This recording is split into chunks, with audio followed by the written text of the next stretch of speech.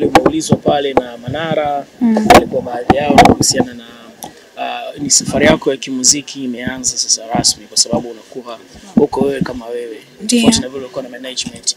Umejiandaa vipi kwa ajili ya kukabiliana na mitihani ya kwenye muziki? Zamani ilikuwa ni management inasimamia, sasa hivi unaenda kusimama mwenyewe.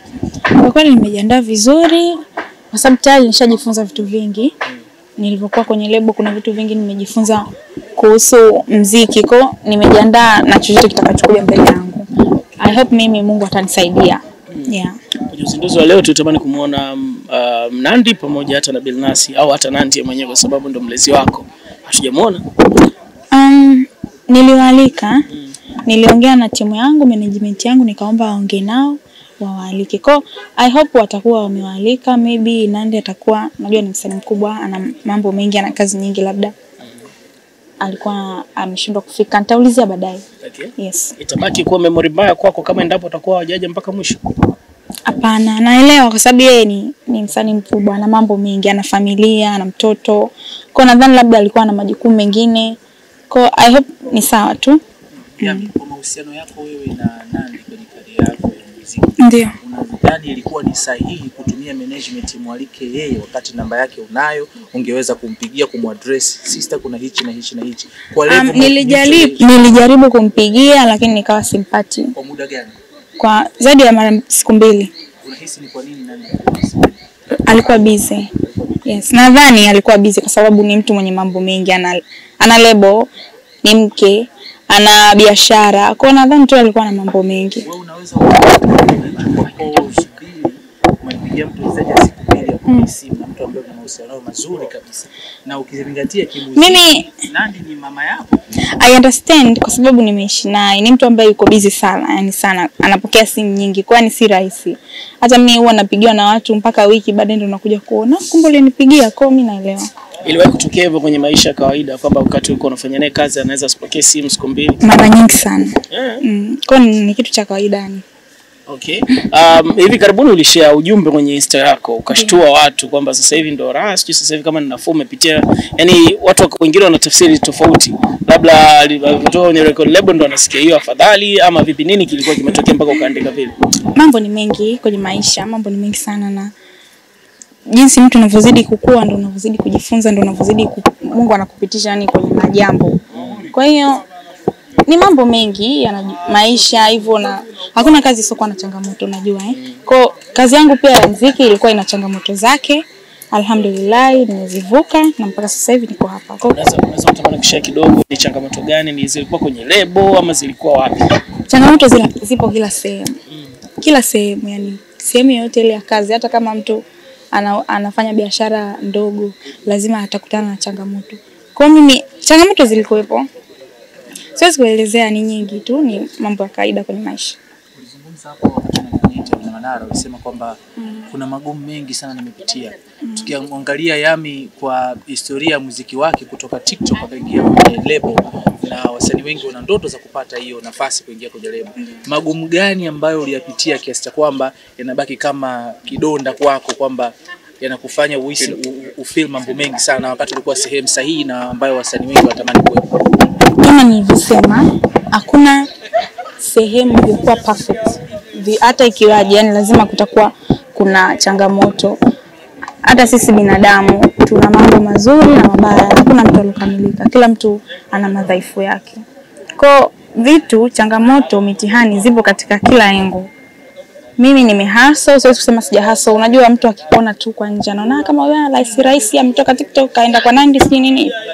Ameenda sehemu kubwa, labda lebo kubwa, mambo yake hapo sawa. Hapana. Hakuna kitu, yani njia siku zote haiwi imenyooka moja kwa moja.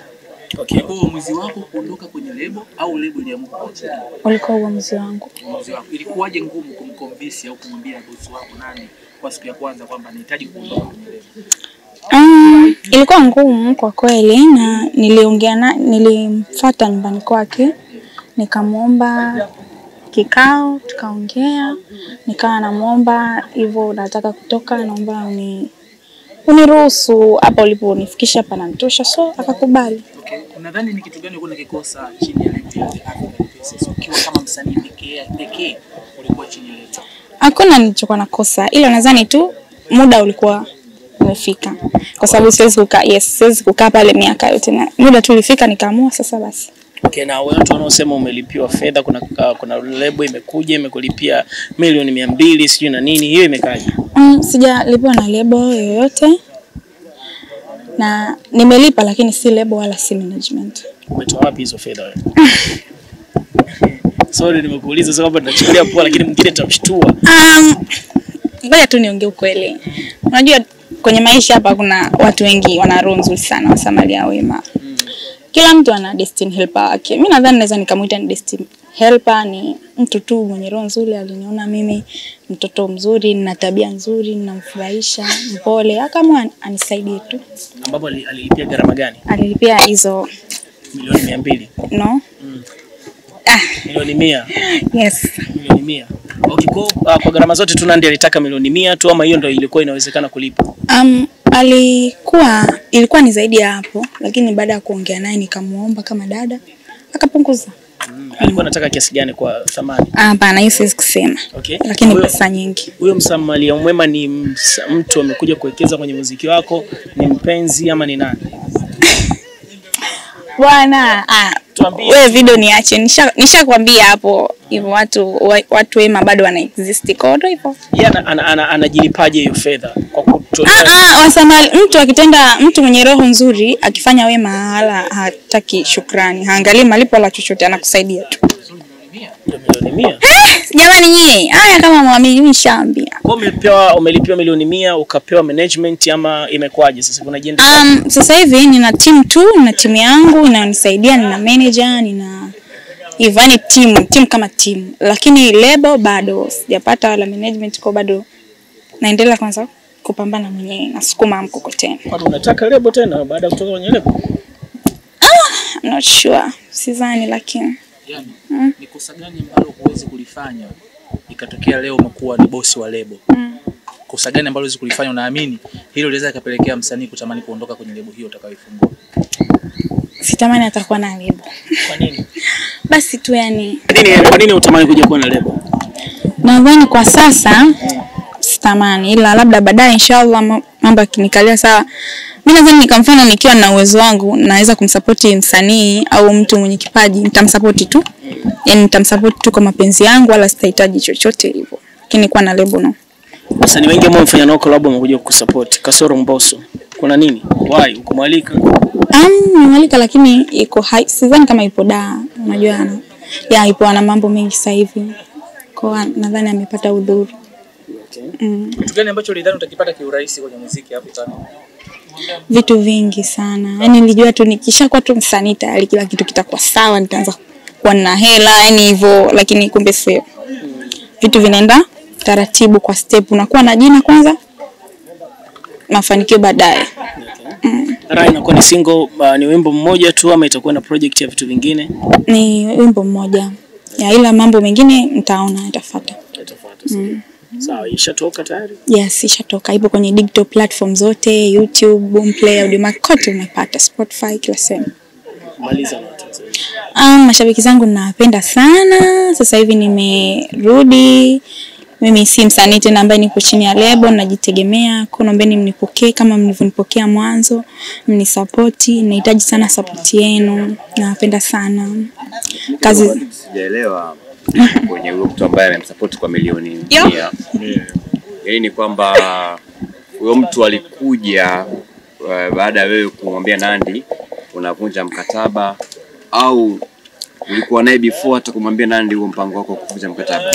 Nadhani ni baada. Watu wema wana exist jamani. Mimi watu wa design yao nishakutana nao wengi sana. Kukupa milioni 100? Sijasema. Yaani watu tu ambao wako radhi kukusaidia ukiwaomba jambo lako hivyo. Kwa ni watu tu ambao yani Mwenyezi Mungu ukiwa na unajua kama unasali, unamwamini Mungu. Unajua mimi nilikuwa nasali sana, nilikuwa namuomba sana Mwenyezi Mungu anionyeshe njia, aniongoze, anisaidie. Kwa zile sala na dua zangu zimenisaidia, zimeniletea mtu huyo, basi kanisaidia. Kwa sio kwamba ulikwenda kumlilia kwamba no. Kwa Nandy labda kuna vitu upati. Hapana. Unatamani utoke lakini Hapana, lakini nadhani kuna siku tu tulikuwa tunaongea nikanambia hivyo yani mambo yanaendelea, nimeenda kuongea na bosi wangu kuna 1 2 3, akaniambia oh basi sawa, haina shida, mimi I will pay. Mimi mwenyewe nilikuwa kwenye shock, yani nilikuwa siamini. Okay. Yeah. Sawa, naomba nimalize moja jibu lilitoa Manara alivyokuuliza mtandaoni, lilizuka kwamba ulitembea na Billnass, ndio Manara amekuuliza umekataa. Unahisi kwa nini watu walizusha kwamba umetoka na Billnass au sio ulitakana na Billnass ndio maana naenda kakasirika? Kwa hiyo hata mimi sijui ni kwa nini, lakini mimi nadhani tu ni mambo tu ya Tanzania, kwa sababu tangu nimetoka watu walikuwa wanasema huyu yani Billnass atamwacha salama kweli. Na hisi kwa watu waliona nimetoka na nini wakajua labda hivyo nimetembea naye labda Nandi ndio maana kamua, lakini si kweli. Wewe na Billnass mlikuwa mnachukulianaje tofauti na Nandi? Mimi yani kwanza simuoni, yani yule kuna naye ni mara moja sana. Yani mpaka kwa kuna jambo la muhimu, aidha tuna rekodi hivyo, kienda nyumbani kwake pale hayupo. Hata kipindi nakaa kwa bosi, alikuwa bosi wangu, nilikuwa simuoni sana, yani mara moja.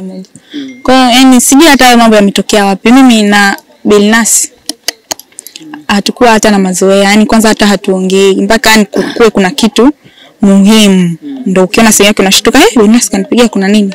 Okay. Isho uvaji wako watu wanaikosoa hasa kwa kuonesha kitovu. Anasema huyu lini atafunika tumbo.